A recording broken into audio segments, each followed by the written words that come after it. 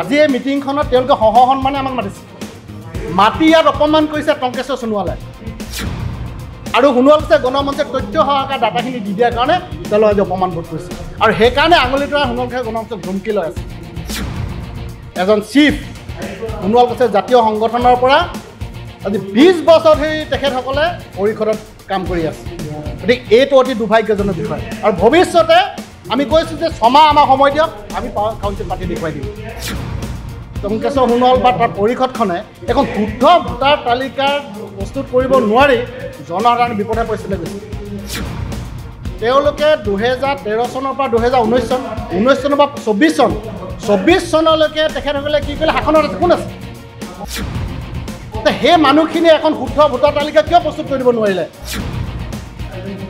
ডিব্ৰুগড় ইউনিভাৰ্চিটিয়ে এটা দলৰ যোগেদি তেওঁলোকে 30 লাখ টকাৰ অধিক পইচা খৰচ কৰি পিনে সাৰ্ভে কৰিলে আৰু ৰিপৰ্ট কিয় দিব নোৱাৰিলে তেখেতলোকে কৈছে যে ৰাজনীতিৰ দলত তেওঁলোকে আছে যে যি দলটোত আছে সেই দলটোক কৈ মিলি সোণোৱাল কৈছে অট'নমাছ কাউন্সিল কিয় নিৰ্বাচন অনুষ্ঠিত কৰিব নোৱাৰিলে কিয় নোৱাৰিলে তাৰমানে তেওঁলোক কি হয় তেওঁলোকৰ কথা নুশুনে গতিকে তেওঁলোকে কি কৰি আছে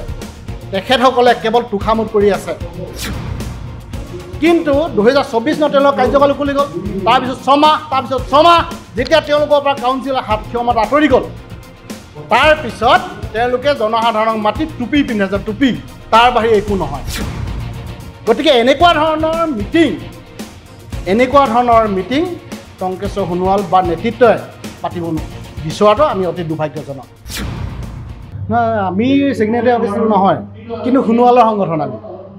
যে সোণোৱাল কছাৰী জনগোষ্ঠীটোক উন্নয়ন আৰু স্বাধিকাৰ প্ৰাপ্তিত সোণোৱাল ৰাইজৰ কাৰণে অহা পৰিষদখন এইখনত জাতীয় সংগঠনবিলাকে চহী কৰিছে কিন্তু আজি ভাৰতবৰ্ষৰ যিখন সংবিধান বিজেপিয়ে কি চহী কৰিছিল নে ছিগনেটাৰী অৰ্গেনাইজেশ্যন নেকি কি কথা ক'বলৈ আহে টংকেশ্বৰ সোণোৱাল ডাঙৰীয়াই আমাৰ কথাটো হ'ল কি আজি এই মিটিংখনত তেওঁলোকে সহ সন্মানে আমাক মাতিছে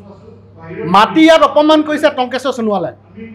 অপমান কৰিছে ইয়াত আমাক আমন্ত্ৰণ কৰিছে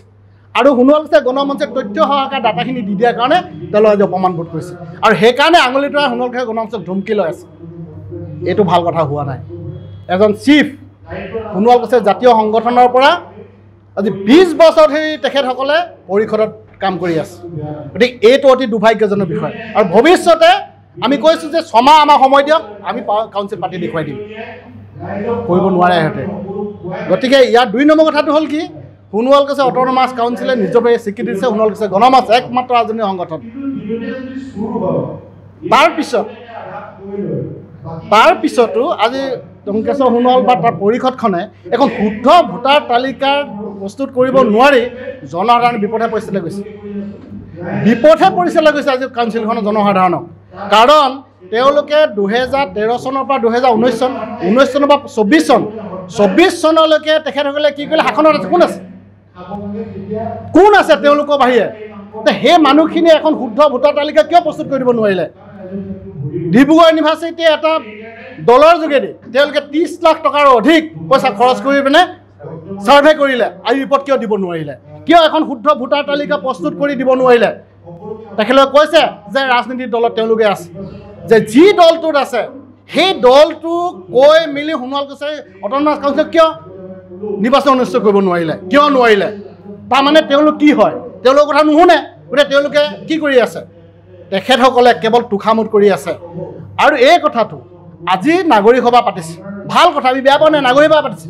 কিন্তু 2024 চনত তেওঁলোকৰ কাৰ্যকাল খুলি গ'ল তাৰপিছত 6 মাহ যেতিয়া তেওঁলোকৰ পৰা কাউন্সিলৰ হাত ক্ষমতা আঁতৰি গ'ল তাৰপিছত তেওঁলোকে জনসাধাৰণক মাতি টুপি পিন্ধে যে টুপি তাৰ বাহিৰে একো নহয় গতিকে এনেকুৱা ধৰণৰ মিটিং টংকেশ্বৰ সোণোৱাল বা নেতৃত্বই পাতিব বিচৰাটো আমি অতি দুৰ্ভাগ্যজনক দ্বিতীয় কথাটো হ'ল কি আমি প্ৰশ্ন কৰিছোঁ যে আজি তাতে লেখা আছে কাউন্সিলৰ ধাৰণাটোৰ কথা লেখা আছে কাউন্সিলৰ যিটো ধাৰণা 2005 চনতে হৈছিল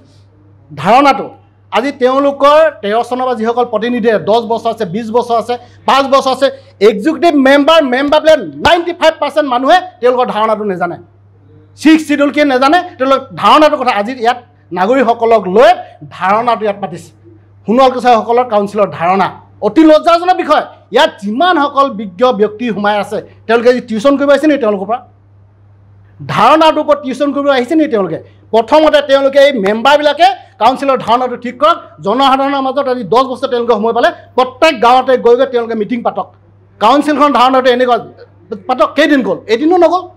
গতিকে এইবোৰ কথা, গতিকে আমি ইয়াত সন্তুষ্ট নহয়। তেওঁলোকে কেৱল নিৰ্বাচন আহিছে, নিৰ্বাচনত জনসাধাৰণৰ পৰা এই দল সংগঠনবিলাকে যে আন্দোলন কৰিলে,